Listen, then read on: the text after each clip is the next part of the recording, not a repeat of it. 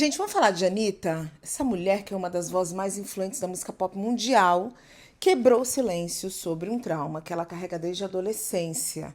Anitta teve no programa do cantor colombiano J Balvin e ela revelou mais detalhes de uma experiência devastadora que ela teve na vida dela aos 14 anos. Ela foi abusada por alguém que ela conhecia. E essa revelação da Anitta trouxe à tona um tema universal e doloroso para milhares de mulheres, que é a culpabilização da vítima. Essa não foi a primeira vez que a Anitta abordou esse tema do abuso. No documentário Made in Honório da Netflix, ela falou publicamente pela primeira vez sobre esse assunto e ela disse que na época do abuso ela não contou para ninguém. Guardou a dor, a confusão e principalmente o sentimento devastador de culpa, que nunca foi dela, mas que a sociedade vai impor a ela silenciosamente. E quando uma mulher ela sofre abuso sexual, o primeiro instinto da sociedade não é acolhê-la, julgá-la. Ela vai sim ouvir perguntas como: o que ela fez para ser abusada? Ai, por que ela estava ali naquele lugar? Ai, que roupa que ela estava vestindo? Será que sugeria alguma coisa? Gente, pelo amor de Deus, né? Como se o ato brutal que a mulher sofre fosse causado pela sua própria ação. Não.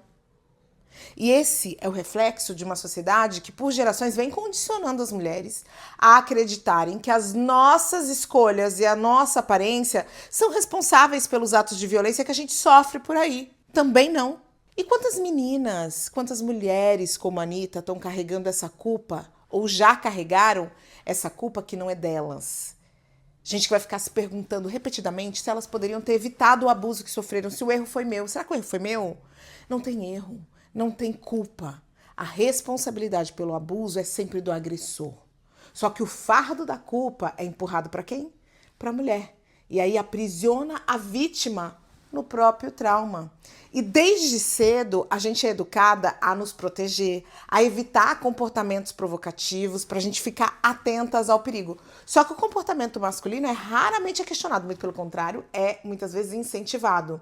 E a cultura da culpabilização é uma das facetas mais cruéis do machismo estrutural. Sabe por quê? Ela perpetua a desigualdade de gênero e vai proteger o abusador, aprisionando a vítima na vergonha e no silêncio.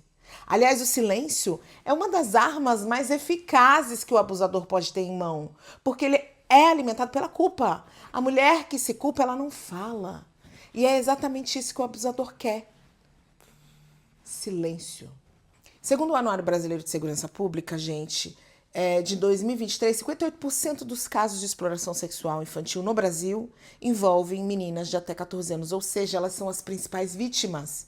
E 85% dos agressores são conhecidos das vítimas. E na maioria das vezes, esses crimes ocorrem dentro de casa. O lugar que deveria ser a segurança se torna o epicentro de dor e de culpa. Só que para que o abuso sexual deixe de ser uma realidade, a gente não pode ficar colocando o peso da mudança na vítima, como se as mulheres precisassem falar para resolver sua questão, não. A transformação precisa ser coletiva, estrutural. A gente precisa começar com educação. A gente precisa ensinar desde cedo às nossas crianças o respeito ao corpo do outro. A gente precisa combater a objetificação dos corpos, precisa promover a igualdade de gênero em todos os espaços. A gente precisa de instituições envolvidas, mídias, empresas, sistemas de justiça que assumam suas responsabilidades para erradicar a cultura do abuso e da culpabilização. Essa mudança, ela é da sociedade e de uma sociedade que hoje está recusando a tolerar violência, precisa recusar a tolerar violência, proteger mulheres e punir agressores. Ou a gente transfere o fardo da culpa para quem sempre deveria ter carregado, que são os abusadores e os sistemas que os protegem, ou a gente vai continuar vivendo numa sociedade que é uma máquina de moer mulheres. Se você foi uma vítima de abuso, eu sinto muito. Mas eu preciso te dizer, a culpa não é sua. Qual?